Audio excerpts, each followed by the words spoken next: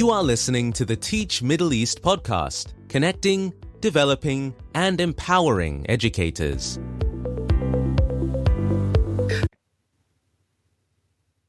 Hey everyone, Lisa Grace here, welcoming you to the Teach Middle East podcast. I don't want to assume that you've all been here before. Maybe you haven't, where have you been kind of vibe. But it's good to have you all here with us listening to this episode of the podcast. I've got Stephanie Holt on the podcast. Stephanie and I met last year at the AI and Education Summit in Dubai. She even gave away like her own resources, her own book and stuff. And afterwards, the feedback was just great. People were like, yeah, we like her. And I'm like, yeah, I like her too. And I'm going to chat it up on the podcast today, all about AI, but not in the superficial ways. So don't click off, guys, because we're not going to be talking around the topic. Stephanie is in school and she's going to do an intro and tell you about where she works and what she's doing. But she's not one of those tech bros.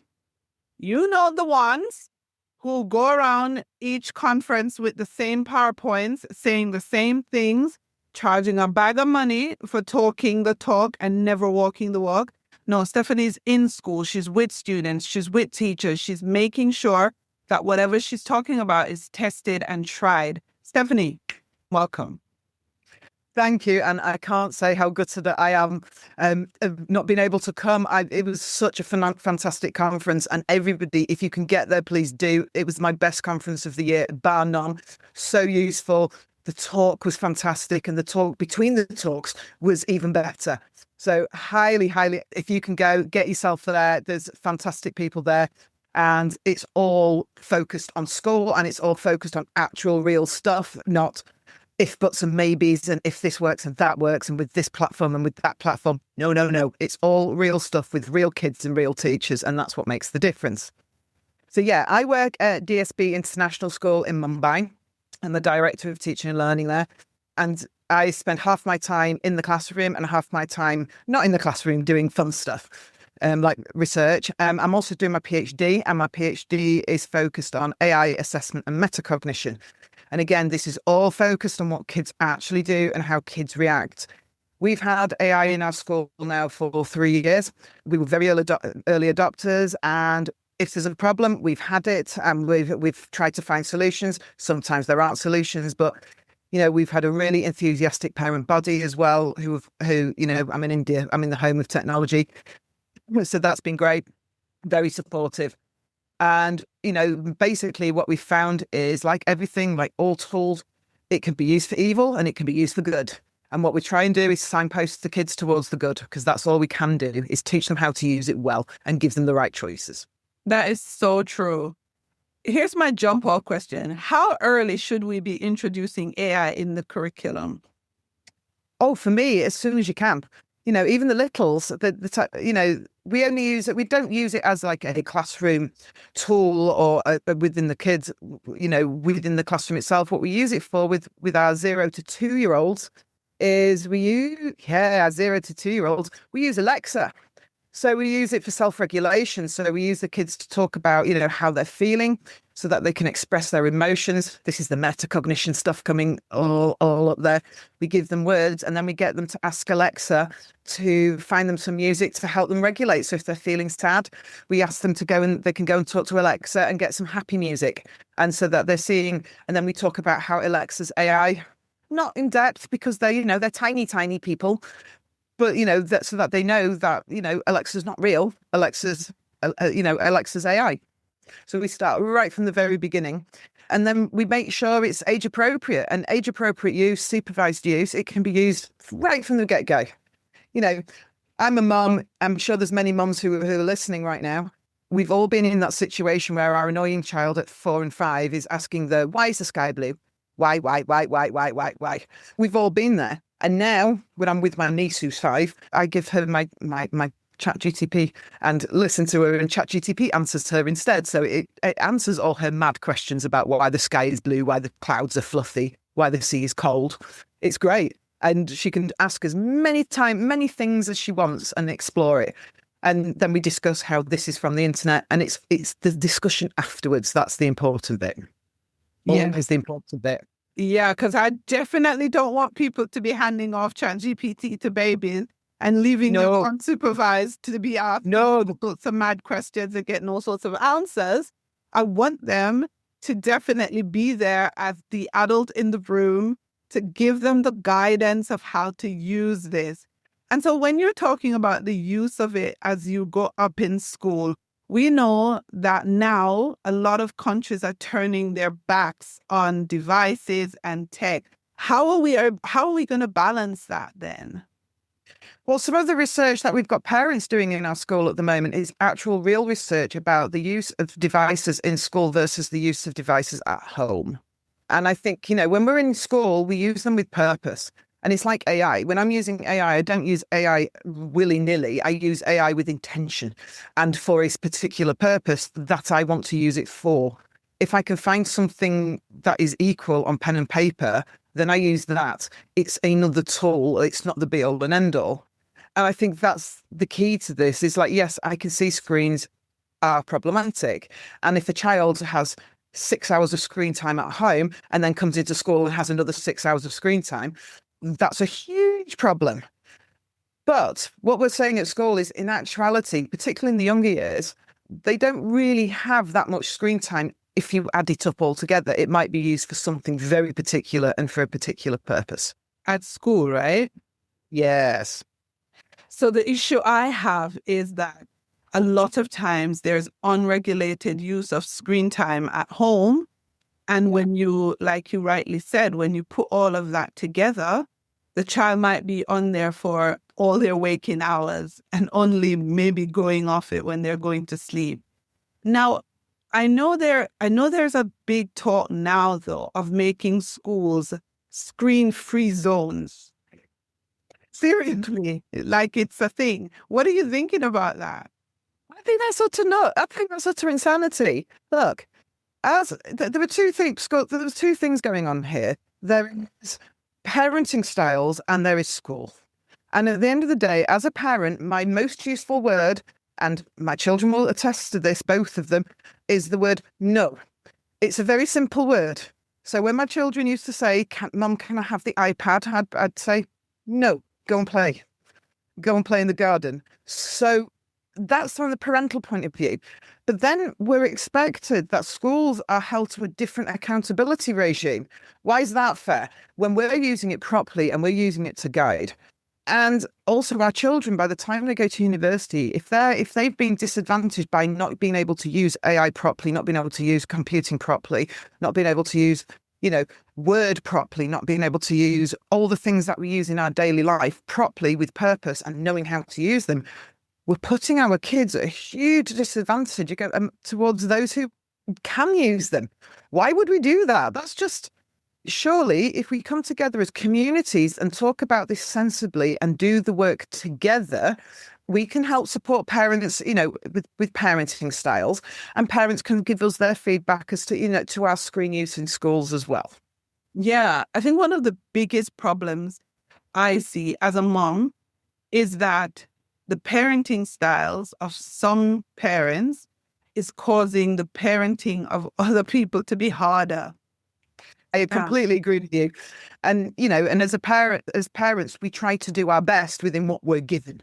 And if we're given structures where other parents aren't taking responsibility for their own children in some cases, or having them off on, making them iPad babies, then we're punishing the children who are doing well on behalf of the children who aren't.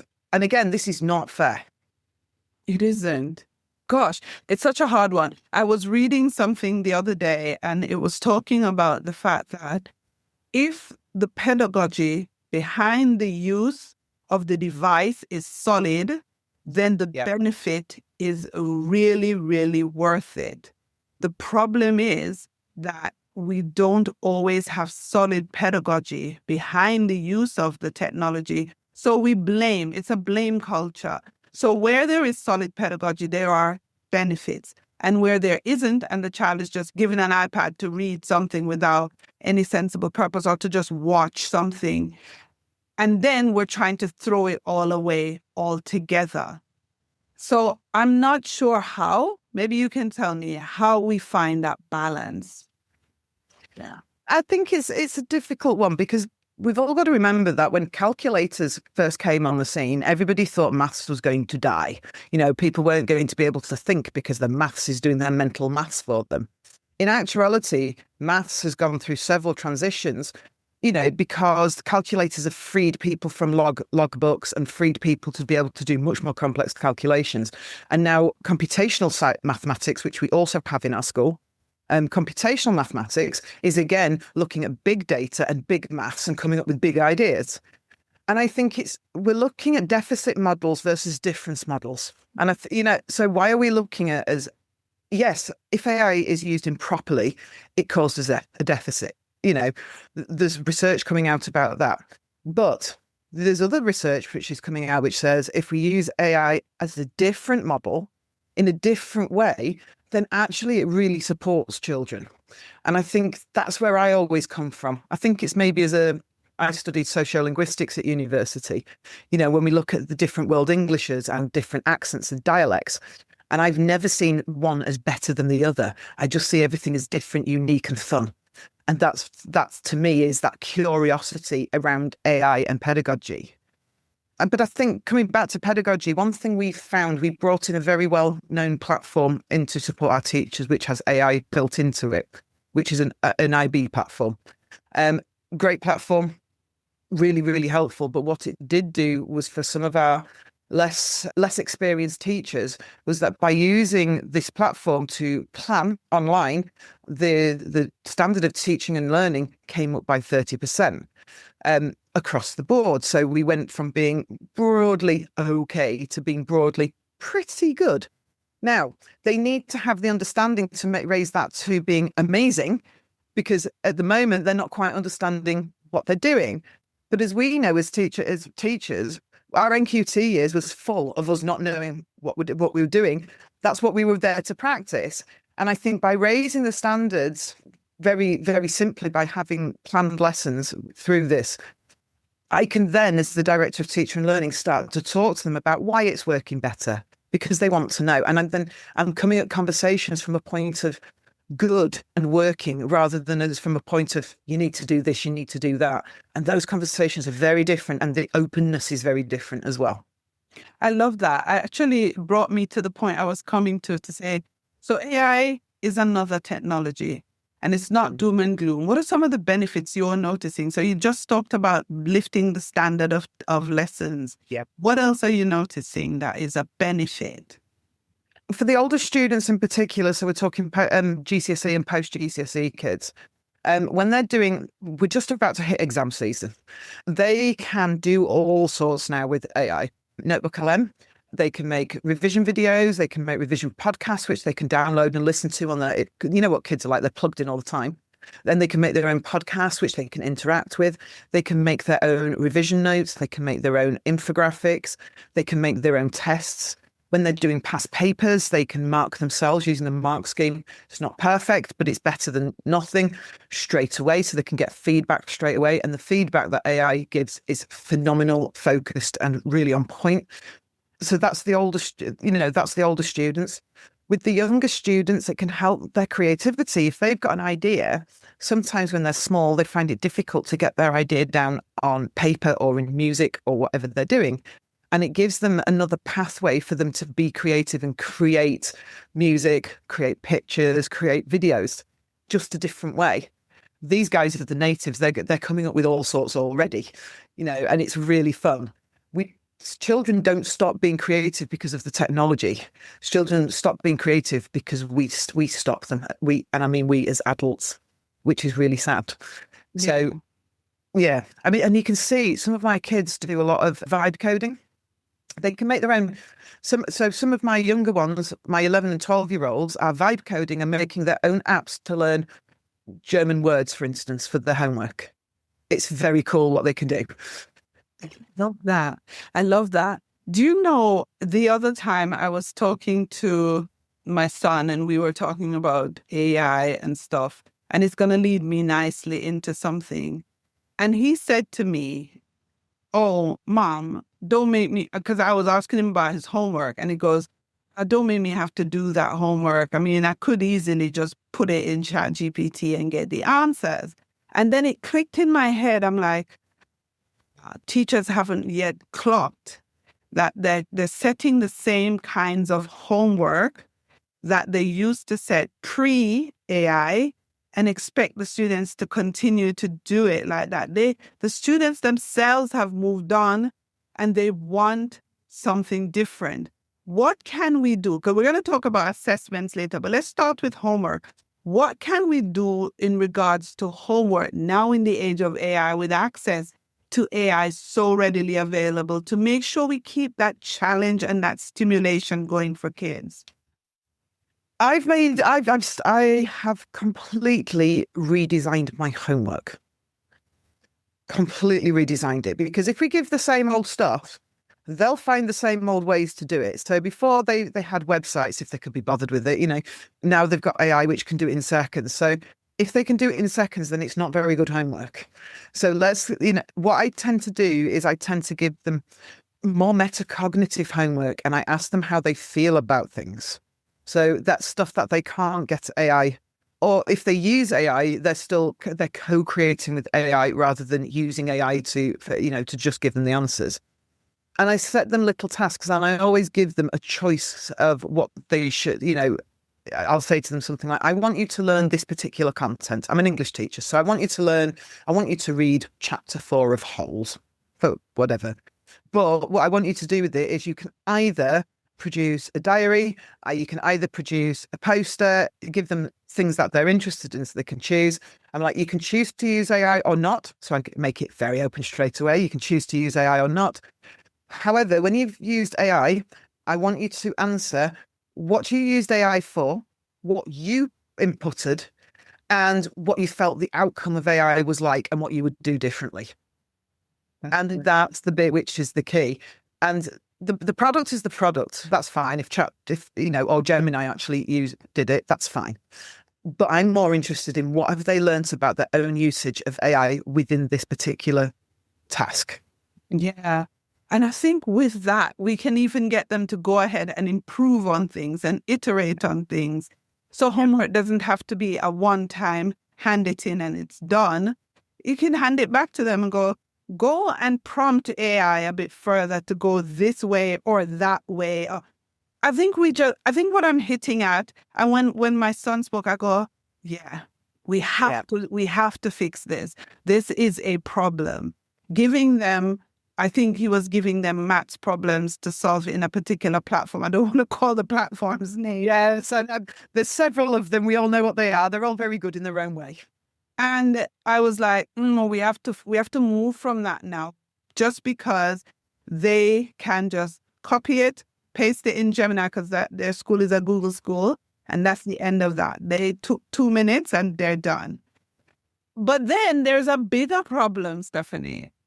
We are then preparing them to sit an exam. Yes. And that's the main thing. Should we?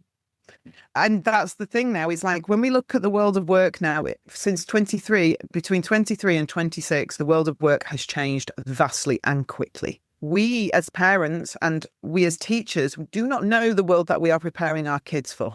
We have no clue. We can guess, and we know things like empathy is important. We know team working is important. We know being able to express ourselves and conflict and resolve conflict those are probably more important skills than whether they can remember dates from history, and those are going to take them forward. But we never, ever, ever, ever measure those. They're not seen as important because they're process skills.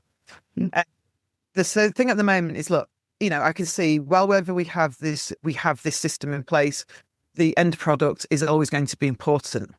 But what I'm saying is, and what I'm doing in my research is looking at process with the fact that you can still teach children. If you teach the process correctly, the examinations will come anyway.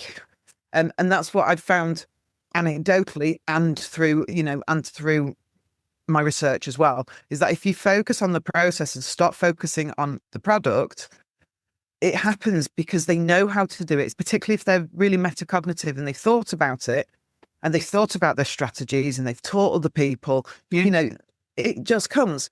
But at the moment, we are disadvantaging so many of our students, particularly our girls. And our girls have 1 week a month where they're really rubbish at exams. Really rubbish. Not all of them, but a vast majority of girls, have issues 1 week a month. That doesn't seem very fair. So again, you'll hear me talk about fair a lot because I'm massively into equity for all of our students and supporting them to be equitable. So, these high stake exams that everybody puts pressure on these kids to get, do they really show what our children can do? Because I'm not convinced they do. And yet portfolio work and coursework work, we've always had to be careful of. It's not just AI. Wherever the type of the children who are under so much pressure that they feel they need to cheat will cheat regardless of whether there's AI or not. They had tutors before, they now have cheaper versions. So, I'm thinking from that point of view, or our kids who have got ADHD, whose brains work in the most amazing of ways, but an examination doesn't show that. Yet, if you look at our entrepreneurs, the amount of kids, the amount of entrepreneurs who have either ADHD, dyslexia, who are on the autism scale, there's a lot. So, and it's that sort of different thinking that we actually, I think, as a world need. We don't need convergence of thinking. So I think the examination boards have to come up with the plan, and some of them they're trying to bring on, the IB is trying to bring on ethical use of AI within their work, and that's great. I think the other examination boards are not there yet, and are not thinking about it. But there's another school of thought which says, well, yes, put them in an exam and make it exam results and make it quiet and make them just do it. But that disadvantages those kids who just don't work well under those circumstances. That advantages one type of kid. Whereas I've seen kids with really severe ADHD use AI to organise themselves, get themselves sorted, and then co-create work, which then takes them forward and then prepares them better for an examination. Surely we want that. Surely we want AI to remove the roadblocks, not to create more roadblocks and, privilege those kids who are great at exams. Yeah, the problem that you're going to have, and that I've been arguing, I've written about it, is that the exam boards, especially the ones who are like, I don't even want to call names, so let's call them historically entrenched. They have no incentive, Stephanie, none whatsoever to change it. But what also is the problem is universities and tertiary institutions.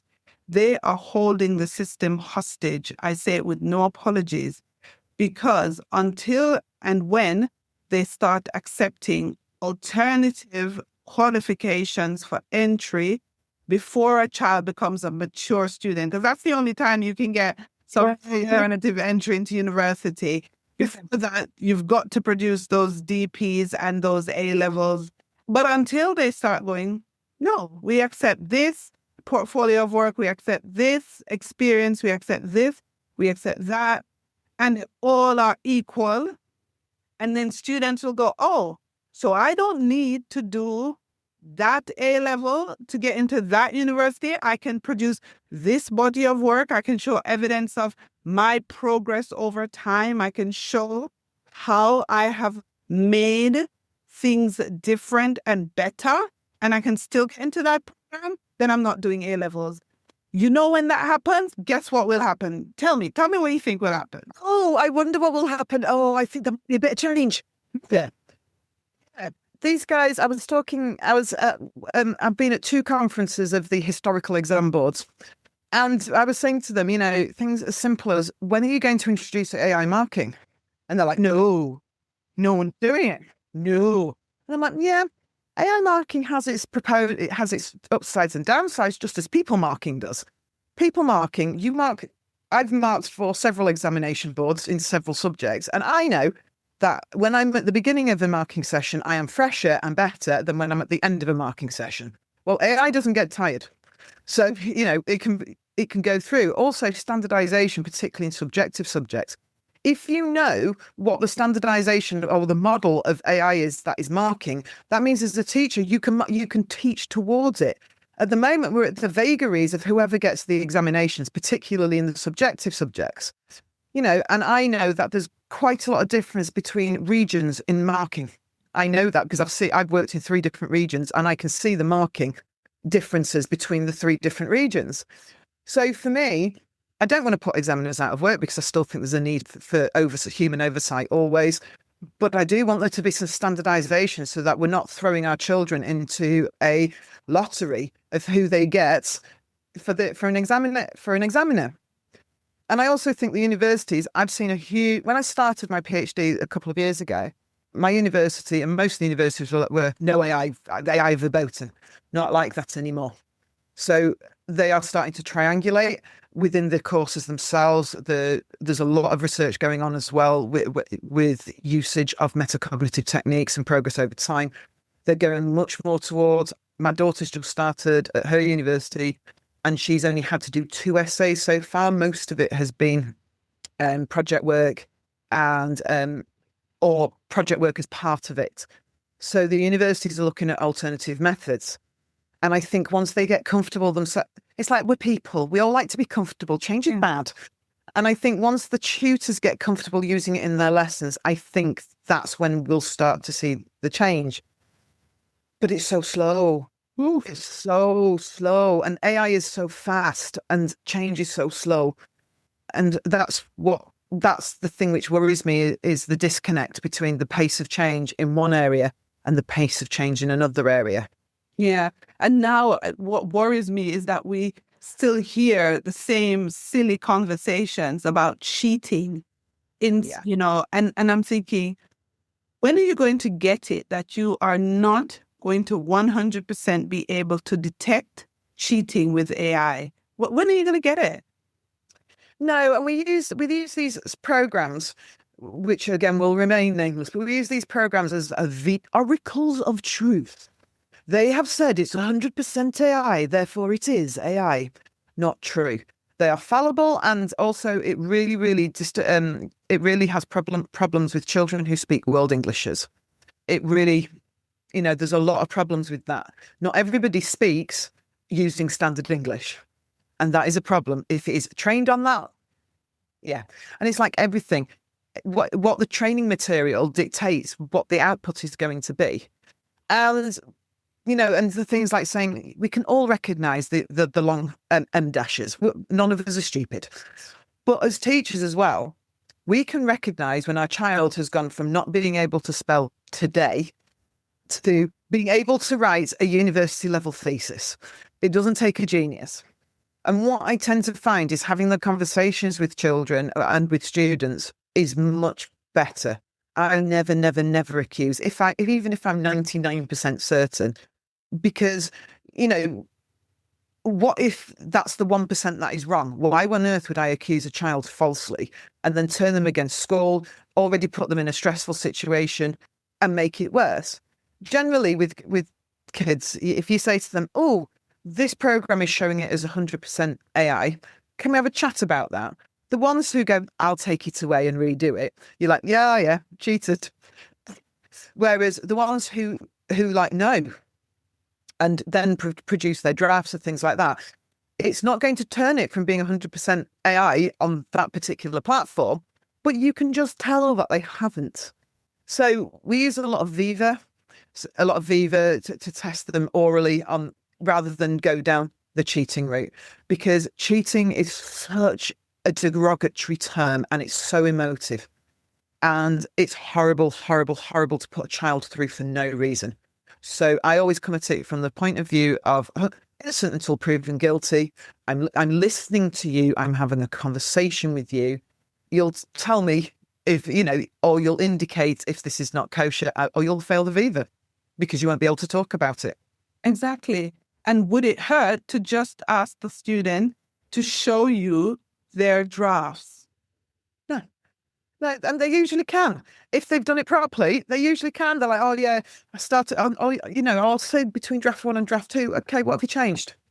Show me how you've improved it. Talk to me about your processing here. Exactly. Yeah. And the And that's reason that Viva is so important is it's a real good prep for life. It is. We effectively, as teachers, do a Viva every day in front of the kids. You know, like every day, every lesson, where the kids are questioning us and doing that. That's what we do as our jobs. And most jobs do. The sales process is exactly that. It's you giving your spiel and then somebody Vivaing you to check that if your spiel is correct or not. There are so many things where it is applicable.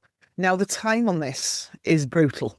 You know, if you've got a class of 24 children and you have to Viva them all, that's a problem. So that's why that pre-conversation needs to happen where you go, oh yeah, they understand that. You know, not everybody needs the proof or needs the Viva or needs that level. And that's where the human touch comes into it. That's because that's my judgment as a teacher and my relationship with those students, that we see this as a positive process, not as a punitive process. Yeah, I love that. And then when you think about students' skills that because we talked a lot about assessment, but we know now, I mean, seriously, unless you haven't watched one episode of a podcast or listened to any news, we know now the world is completely different. What skills do you think, as someone at the chalk phase, what skills are we supposed to be prioritizing, Stephanie? I think it's those process skills. Like Black and Willem wrote the seminal text about formative assessment before I was a student teacher, and I've been a teacher a really long time. And the thing is the bare bones of good assessment practice and what we need to teach them hasn't changed.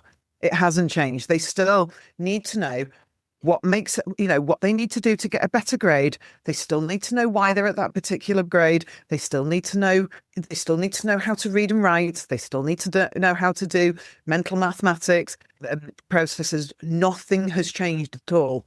All that's happened, that has changed, is the mode of production. So, and that has changed rapidly and vastly because it can be so much more sophisticated. So from my point of view, metacognitive skills are the key to it all, because jobs are all about pivotability right now. People who went into be a job to be even a doctor, you know, which you would think is safe, they are now using AI to pick up very, very small cancers much better than using the human eye can do so, because there's so much more data that they can process. That isn't a bad thing. That's a good thing. Picking up cancer early is a good thing.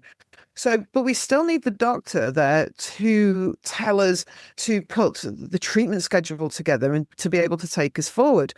So their job hasn't changed. It's just pivoted a little bit. It's less on less so much on the diagnostics with that particular piece of equipment and more on the human empathy side, and maybe having the time to explain to us as their patients what's going to go on and what's going to go on with us. And I think it's the same for us as teachers. Yes, I can do marking now online very, very rapidly indeed, but that actually gives me more time to work with the children and work with them with their social emotional needs, which post COVID are still very, very messed up. And I think that's where my time is best used, working with the kids. Yeah. And I was thinking the other day, like, if I had to choose one skill, I would say to people, focus on communication. Yeah, absolutely. Absolutely. I mean, I read the other day that there's now an entire social media thing where AI talks to different AI and it can only be AI conversations, and people are watching this happen. I'm just like, why? Why would that happen? But I think that just goes to show us is that even AI is communicating with each other. And when I'm communicating, I do a lot of co-thinking with my AI. I wouldn't say we're friends, but we're good research buddies. And I do know it's not real. It's okay. Part of me communicating with my AI, and when I'm using it to formulate theories or test different things out, is my communication to the AI. So if I don't tell it precisely what I want, it goes off, makes up stuff and pulls things from all over the place. Whereas if I'm precise, clear, and tell it what I need and in what output, then I get a much better result. Sometimes I do need it to be quite woolly because I want to, I want to think through things. And I think, as people, it's not necessarily more communication, it's better communication that we need to focus on. Yeah, I agree with you completely on that. I want to segue into not the very last thing, but last-ish. You know how we always talk about who is responsible for driving this change? Because we say, oh, change is needed in schools, da, da, da, da. But in many schools, there is somebody like you who are an enthusiast. You're not the principal. You're an enthusiast. You are doing research. You are driving innovation. You are working on the things that you believe matter, and you're pulling your staff with you because you are that kind of person. But think of schools in general. Role does the school leadership, and I'm talking the principal, the vice principal, the assistant heads, etc. What role do they play? How involved should they be in this? Culture comes from the top, always. And a school's culture is cultivated by the school leadership. And if you, as a school leadership, cultivate an open and prioritize time for staff to be able to do their own research and make it a priority, then it will happen. But it doesn't happen overnight. And this is the thing. It's taken me 3 years to take a school which had no research into it to a school which now has about 3/4 people doing research in it. It doesn't happen. And it only happens because my principal believes in research very heavily and made the time, made the space, and provided the resources that we need. And he got a me. And I think you can do it without, it doesn't matter what the role is. Plenty of people have it within teaching and learning or deputies, or it doesn't really matter. But there needs to be somebody who has responsibility and accountability for driving that change, regardless of what that change might be. But without the right culture to do it in, it falls on deaf ears. And that means psychological safety for everyone. So teachers and students. When I'm using AI with the kids, we get as much wrong as we get right. And we think it's funny and laugh together. And that's because we have psychological safety. The kids can bring me stuff and say, have you tried this, Miss Stephanie? I'm like, no. We try it together and we go, oh, that didn't quite work. But we're safe doing that. And if you're in a school culture where you are not safe to fail, then this will never happen. Because so much of research is also negative research as well, saying, no, this doesn't work. While we're still all focused on, we must have the best results, that's all we're focusing on. We must push everybody within their, so that they are constantly focused on results. That's the culture of the school. That's what will come out. So that's what the kids will come out as. Whereas in actuality, to make that progress and to be able to try and to be able to be curious and to have empathy, you need to model it. You need to provide space for it, and it needs to be part of the inbuilt school culture. Yeah. And do you think a principal like yours or similar people need to be as knowledgeable on this topic as maybe as someone like you? Not necessarily, because my principal, for instance, has no clue about AI and has no. He comes to me and asks me and says, "Can you do a thing for me?" And then I show him, and then he's like, "That's amazing." And I'm like, "Yes, it's magic." But he doesn't need to know it. What a really, really good leader, what they do well is pick the right people and put square pegs in square holes and round pegs in round holes. And I think that's a talent in itself. I don't need to be. I don't need to know everything about foundation stage teaching, because I certainly don't. But what I do is I know quite a lot about research and quite a lot about kids, and let them talk to me and my researchers talk to me through it. And then I can help them with perhaps methodology and ways to collect it. That's where I can help. Yeah. But yeah, I think, but it is good if they have an interest at least, and they're not, they're not anti-AI. If your principal's anti-AI, the school's going to be. Yeah, and that's the thing when you talked about culture starts from the top. If the principal doesn't even have all the requisite knowledge, but they are open, yeah, then that is a good thing. That is a good thing. What are you working on now, Stephanie? That's my last question. What are you working on? What are you excited about? What's going on? Oh, what I'm excited about at the moment is because I've myself and Alexander wrote the book AI for Learning, and what I'm currently doing with that is I'm taking a lot of the stuff, the lessons in there, and I've now taught it again through. So I'm now looking at producing metacognitive plenaries that use AI. So I'm in the middle of producing a booklet which will be able to be used from Key Stage 2 up to Key Stage 5, which focuses on the metacognition itself, with use of AI. So yeah, I'm excited about that. And the book you wrote previously, where can people get their hands on it? They can get a hard copy from Amazon. So it's just on Amazon, and it's AI for Learning. 101 assessments, because we start with assessments and go backwards. And then they can get an electronic copy from our website. So if they just Google AI for Learning, it comes up with our website page as well. Brilliant. Thanks for being on the pod, Stephanie. Always a pleasure, and hope to see you again soon. Thank you. Thank you. Thank you for listening to the Teach Middle East podcast.